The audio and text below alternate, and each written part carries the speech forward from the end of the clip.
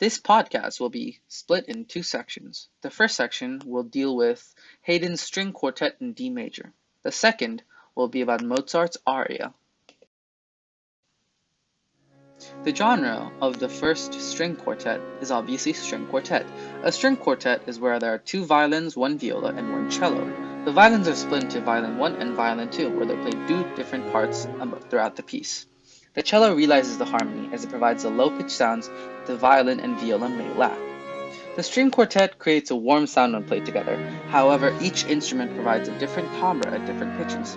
For example, the violin solo at 1 minute and 1 second gives the piece a very warm and mellow feeling. However, the timbre changes according to what theme is in the section. The cello throughout does not make a dominant entrance, but it keeps the balance within the string quartet so that the sound does not waver to one side pitch-wise. An interesting thing to note is how there is an interplay, i.e. a repetition of an idea between the instruments to create a conversation between them. This idea is repeated throughout the entire piece, where the violin will play an idea, and the violas and the cello will repeat it. This can also be done in another manner, where any one of these instruments will play an idea, and the remaining ones will repeat it. Within the piece, the melody itself is very conjunct and is full of melodic runs.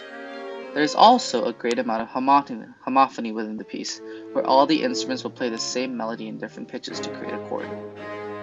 However, there is also quite a bit of polyphony, in which the instruments will have different parts to create a more complex timbre.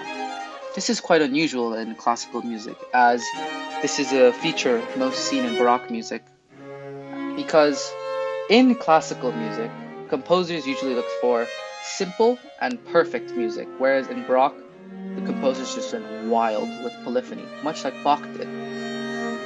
The pitches of the melody and instruments vary, however there are no extremes, which allows the piece to sound calm and mellow rather than dynamic and wild. Again, much like the pitch, the dynamics stay in a mezzo piano to mezzo forte range to allow the music to sound calm and serene.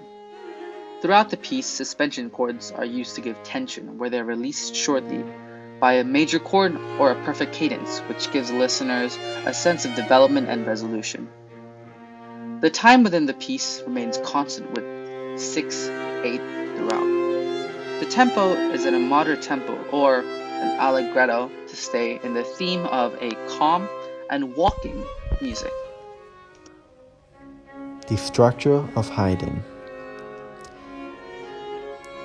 It is in 4 movements, with a fast first movement in sonata form, a slow second movement that uses a theme and variations from a moderate tempo, third movement that is like a minuet, and a fourth fast movement, here in sonata form. First, we will listen to the first movement, which is marked Allegro di molto, all very fast, and is in D major, as expected given the strings quartet's title. It uses sonata form, and as stated earlier in the exposition, the home key and musical themes of the movement are introduced or exposed in the development. Those themes are broken apart and combined in new and different ways, or developed in the recapitulation, the home key and original music themes return. The exposition, development, and recapitulation are further broken into subsections to correspond to modulations in keys and the presentations of new and different themes. For the first time being, simply listen for main sections of sonata form. In the first movement of Haydn's string quartet. You might also listen for Haydn's motivic style in the first musical theme. You'll hear 3 motives. The first motive, for example, repeats the same pitch 3 times. The second motive consists of an arch musical phrase that ascends and descends and outlines the pitches of an important chord of the movement. The final motive that Haydn packs into his opening musical theme is a musical turn, or a decorative series of notes that move by step, revolving around a primary note. Each of these motifs is heard repeatedly through the rest of the movement. Context for Haydn. The string quartet was one of the most important performing forces and genres of the classical period, and Haydn was one of the most important composers. Over the course of his life, Haydn wrote 68 quartets. The Strings Quartet by Haydn, which we will study, is one of the 6 quartets that he wrote in 1772 and published as Opus 20 quartets in 1724, roughly speaking, by the way. In many ways, the following norms of other string quartets of the day.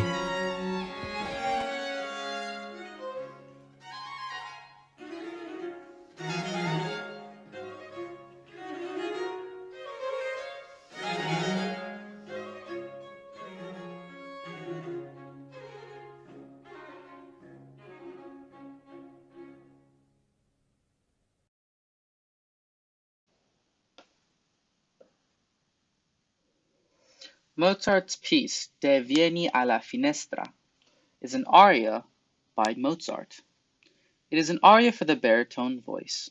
The plucking you will hear right about now is not from a mandolin, a guitar-like instrument from the classical period, but rather a bunch of violins being plucked, and this is used as the accompaniment.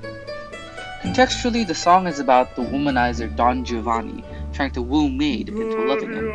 The playful and lovely atmosphere links to a heartfelt confession that Don Giovanni is giving. Unfortunately, Tim and I don't have perfect pitch, so we won't be able to tell you what key this is in. However, fortunately, the booklet tells us that it is in D major, and it's also in a 6/8 meter.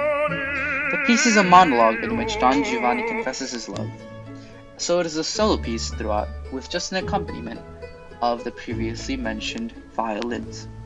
The instruments involved are just a baritone voice and some strings. The structure of Mozart. The first movement of Mozart Concerto, known in D minor K 4-6-6, is a good example of double exposition form. The orchestral tutti opens with the D minor first subject, for a brief while the lowering mood is relieved by the second subject, which has modulated into F major. The solo piano makes its entry with a plaintive new theme back in D minor. What we need to know in the following composition is it is in double exposition form. At the end of the recapitulation, in the final ritornello, the orchestra drops out the soloist plays a cadenza that sounds improvised. The movement starts and ends in D minor and is one and only two Mozart concertos in a minor key. The first movement of Mozart's concertos also featured the alternation of ritornello sections and solo sections. Mozart also applied the dynamics of sonata form to the first movement of his concertos, resulting in a form that we now call double exposition form.